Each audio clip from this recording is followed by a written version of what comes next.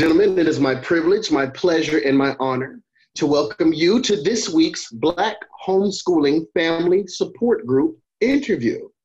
What a wonderful interview we've got lined up for you today. But let me give you a little bit of background information. Established August 8th, 2016, this group, this Black Homeschooling Family Support Group, is a group for African American homeschooling families that are looking for ways to support and communicate with other homeschooling families. This group was created to provide opportunities for Black families to support, motivate, uplift, educate, and inspire one another while providing better opportunities for our children. Today's interview is brought to you by Wally.com.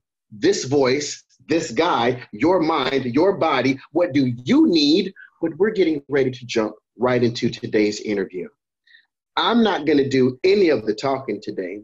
I'm just going to hand this right over to this. I'm going to use the word phenom, because when I want to use the word phenom, I'm talking about something y'all have never seen before. When I'm talking about something y'all have never seen before, I'm talking about someone who was in public education, was plucked out of public education. Mama and daddy decided that they were going to teach this baby. This baby, I think they said she was 16 when she got accepted into all of these law schools. And now today we have the pleasure and the privilege of welcoming Miss Haley. Miss Haley, thank you for joining us. Thank you for having me.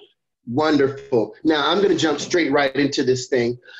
You were quoted in an article saying that my education has helped me to get to know who Haley is. So that's my first question. Who is Haley? I mean, that's a really heavy question, it's a lot, but I mean, I guess to just touch on like some general things, I'm like a 16-year-old senior in college. I'm a Black girl in America. I'm very creative, very passionate, dedicated, and I don't know, I just love learning. So, I mean, I'll always identify as like a student. I'll always be learning, even when. What's the coolest thing that you've learned recently? Oh, I don't know. I mean, I know a lot of just interesting facts, just random interesting facts, and I don't know where I get them from. Like, did you know that otters have a pouch where they keep their favorite rock?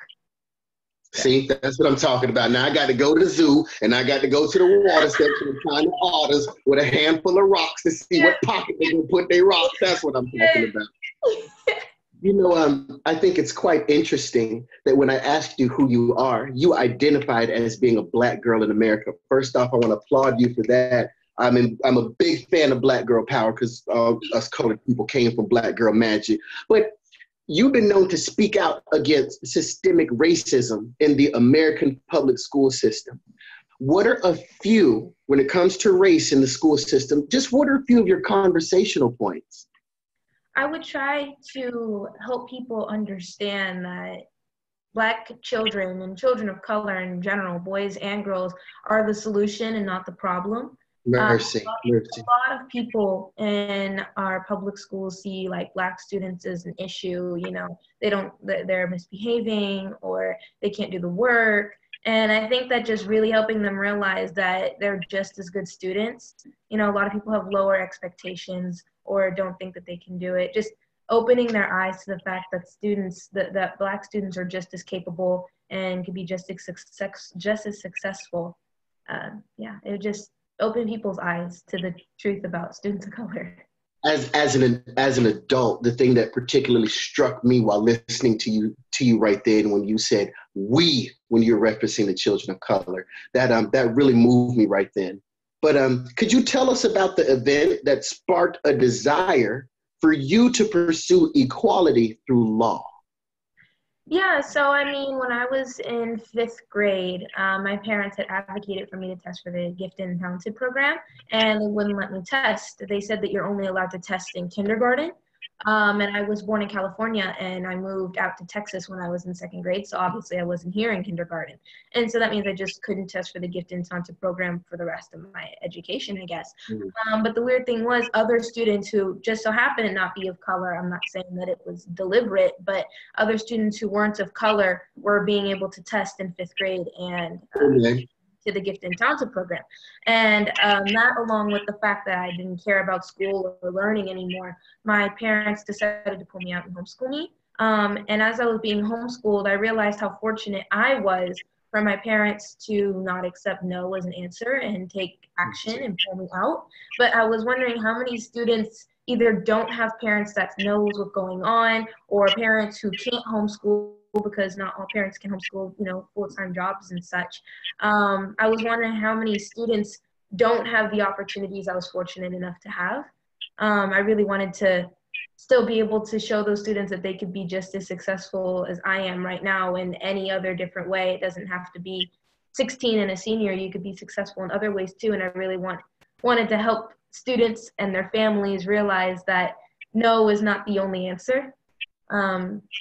So that's where I started to think, what's the highest degree? What's one of the highest degrees I can get that helps with advocacy and will give me some strong credentials? And that was law school. I'm sitting here taking notes. I don't want you to think that I'm just looking down for no good reason. I'm trying to take notes. I like to use this line in my show. I ask people, are you picking up what I'm putting down? And I'm trying to pick up what you are putting down right now. Another thing that you said that just moved me is redefining success. And as a grown person, that's something that I struggle with, trying to figure out what makes me successful. And so it's very empowering to hear a young person be able to say, I am successful at 16. So this high five, that was for you right then. So if I go to my house, because I have you're welcome. I have an 8 and a 3-year-old when I get home. And if we turn on the Disney Channel, more than likely, what's going to come on my TV? I don't know. There are a lot of amazing shows, but I mean, my mom did a lot of work with Disney Channel and Doc McStuffins. What? I couldn't have set you up to segue into that so we can talk about your mom and Doc McStuffins. Give us a little bit on that if you could. Tell us about that. Yeah, no, I mean, it started back when I was like 11, so this was 5 years ago. And she was watching Disney Channel one day. Well, my younger sister, who's 5 years younger than me, was watching Disney Channel that day. And there was this new show called Doc McStuffins, and it was coming on. And my mom saw that, and she was just so happy because that was the first time that there was a Black female lead that was in STEM. And so she started to make a collage and got all these women of color physicians together and sent the collage to Disney saying, thank you for making such an empowering, show for kids. And now it was like all these young kids in this new generation see doctors as like not the stereotypical white guy as a doctor when you first picture him or her in your head. They like broke the stereotype, and my mom was it was just amazing. And after all the work she did with Disney, they eventually named Doc McStuffins' mom after her. So now it's Maisha McStuffins. Yeah. Wait a minute. Let me look at I got to get my comfort pillow. That was delicious. Oh, I got to get my comfort pillow. That was so good. You and your mom put a book together? You wrote a book? Or she released one with you? Tell me about that. I mean, it was a combination of how it was a combination of how the public schools weren't designed with students of color in mind. They weren't being as the people who were originally making public school. I'll give the book. I'll show that in a second. As the people who were making public school were designing it, we weren't. If you think about the time that public school was being made, it wasn't in a time where students of color they didn't have high expectations for students of color, not that they do now, but it was really low back then. Slaves, and it wasn't a great time. And so that's what basically the first half of the book is about, is how this public school wasn't designed with you in mind. It wasn't designed for you. It's not going to work for the majority of students just because you're not in the majority of students. It's supposed to aim for the general population, but if you think about it as a student personally, you're not the general population, you're you. And so that's kind of what that's hitting on. And then the kind of second half of the book is more about our experience, what we did while I was homeschooling, the programs we used, the experiences we had. And so it's called The Homeschool Alternative. I don't know if this camera can pick it up, but that's what it's called. So where can we get that from? If we want a copy of The Homeschool Alternative, where do we go to? On Amazon and Barnes and Noble. So. Oh my God. Do you know how much of my life I spend in Barnes and Noble? I go in there, I grab a book, and like 5 hours later, I'm like, okay, guys, we can leave. We can leave. I was reading an article doing a little research on you, and it said that you have an interest in intellectual property. Now, people think I be throwing around big words. You tell me about your interest in intellectual property. Yeah, I mean, I was at the SMU campus a couple times, actually. And one of the main things that they pride themselves in a lot, among other things, but one of the things that they talk about a lot is how their intellectual property program, their department, is one of the best in the country. And so that really interests me. Like, it's the best. So what is it about? What is intellectual property? Why is it, so good? Why is it rated so high? And so I started to look into it, and I realized just how many topics it hits. It could hit education, it could hit entertainment, it could hit music, it could hit brands and logos, and it was just like it hits so many things, and it's so broad that I was so interested. Like, I could do anything I wanted with that. Amen. I was extremely interested. To lighten this thing, because we've walked quite heavy, but to make it light, but not too light. Haley, what do you daydream about? I mean, I don't know. I daydream a lot about what it's going to be like after law school. I feel like a lot of people, once they're done being a student, it's kind of like, well, what's next, And I try to I'm thinking I probably want to start my own school. I probably want to practice in some sort of law firm just to get that experience, because I'll be a lawyer. So, I want to get that experience. I probably want to be a judge, so that's what I daydream about a lot. Like, what am I going to do after law school? Excellent. Well, I'm not going to lie. I set you up right then so I could drop me a little bit of knowledge. I don't want them to think that you're the only smart green bean around here. And I just want to make sure that you know that your subconscious mind is the blueprint for the things that you want to do in life. So if you see yourself being successful in law school and see yourself being successful after law school, after you do those things, when you get to the next step, you've already programmed for yourself what you're going to do. So that's another high five I'm giving to you. I'm running out of high fives because you just keep racking up points. So let me see if I could trip you up somewhere else. What's your favorite kind of exercise? My favorite kind of exercise? Like, you mean like a mind exercise, or like actual physical exercise? Because we got to work the mind, the body, and all of it. Physical exercise. Oh, yeah, I never got this question. Let's see. That's right. I'm good like that. Welcome, honey. I mean, I don't know. I work out, 4 times a week. And I guess one of my favorite things to do at my club, they have these ladders. I don't know if you know what I'm talking about, but they have these ladders that you'll lay on the floor and you'll do footwork in. I really like. Yes. Yeah. That's fun. That's fun. Excellent. You're a little girl, and sometimes some of the best advice comes from people who don't look like you. So if you're going to give little boys some advice, what advice would you give little boys? Wow, that's a good question. I mean, I usually have some, kind of advice that hits everybody, where it's applicable to little boys and little girls, but in this case, little boys. I've gotten a question before. It's like, what would you say to students who are trying to find their path, who are trying to find themselves? And my favorite response, and my only response to that question, and I think this is applicable to little girls, but like you said, in this case, little boys, is you don't find yourself, you make yourself, and you don't find your path. You make your path. You're not just going to be walking in life one day and stumble across a pre-made path with your name on it. And it's like, oh, look, I found my education path. Look at me. Like, no, and you're not just going to find a shell of yourself sitting somewhere empty waiting for you to like jump in it and you found yourself. Like, that's not how it works. You make yourself. And so, I mean, the making yourself is guided by a lot of different things, a lot of different opportunities, a lot of different things that you come across, life experiences. But nonetheless, the only path that you find is the general path. You find the general path that a lot of people have walked.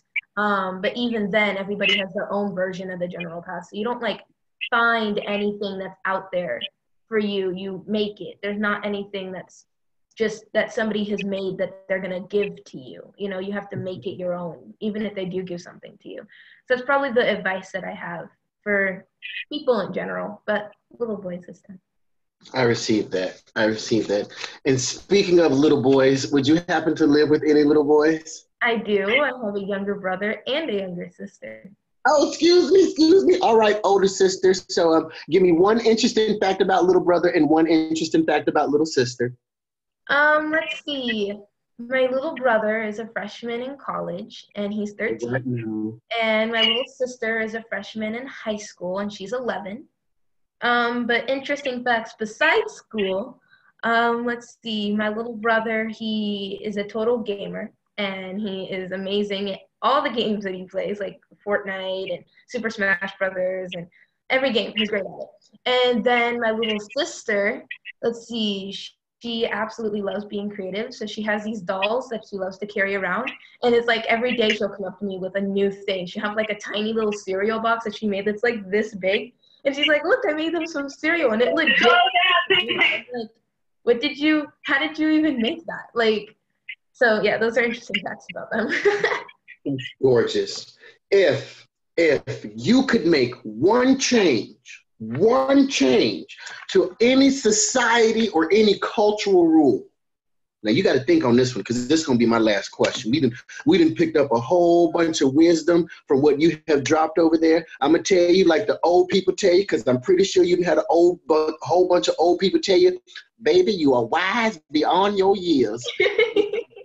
It's very refreshing to hear you speak in the cadence and the manner in which you do speak. Make sure you hug your parents often because they, my dear, have given you a gift that is so valuable. I dare not even try to talk and put a value on it, but know that they have set you up in a way that we're trying to help other parents set their children up in the way that your parents have done for you. In fact, I'm inspired to do a little bit more for my children based off what's been done for you. But going back to my question, if you could make one change to a society parameter or to anything in our culture, what would it be?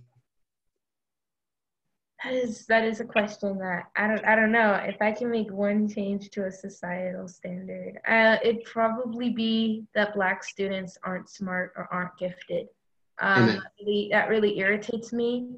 When teachers, sometimes you can tell when teachers are looking at a particular student differently, and the student can tell too. Even if they don't realize that it's happening, subconsciously they know that their expectations aren't as high. And I don't know if you've heard of the thing called the Pygmalion effect. It's when we expect students to do well, they do well. And when we don't, they don't. And, go, little girl. Go, baby. And even subconsciously, when teachers don't expect the students of color in particular to do well, they're not going to. And then we wonder why they don't do well. And it's not because they're of color, and it's not because they're not smart, it's not because they can't, it's not because they're lazy, it's just, your expectations are they're not going to do well, and they met your expectations. So it's like, I wish that could change, just, it irritates me sometimes when I see teachers, like I've observed many classrooms as I'm getting my degree in education, and I've observed many teachers who are amazing, and I've observed some teachers who aren't quite as amazing. And those teachers, I'm just thinking, like, if you would change the way that you think and the way that you teach, your class would be better. Mercy. And it's, I don't know, that's what I would change probably. I guess just the teachers' expectations for students of color. Good. If you're telling me that is what you want to change about our society, I'll just tell you, keep going.